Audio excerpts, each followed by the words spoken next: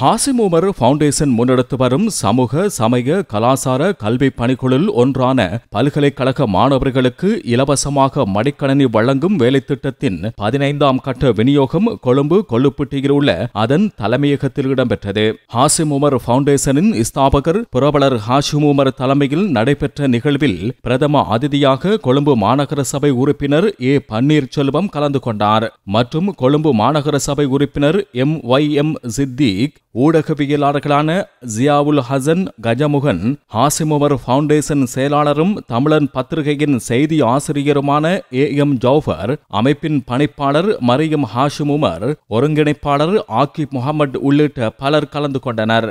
இதன்போது Yatiyantota J Dilikshan, Yalpanam Kugathasan Dushyanthani, Galewela S Mansa, Monaragala M Rifana, Kahatowita AJ Mufassara ஆகியோர் அதிதிகளிடமிருந்து மடிக்கணனிகளை பெற்றுக் கொண்டனர்.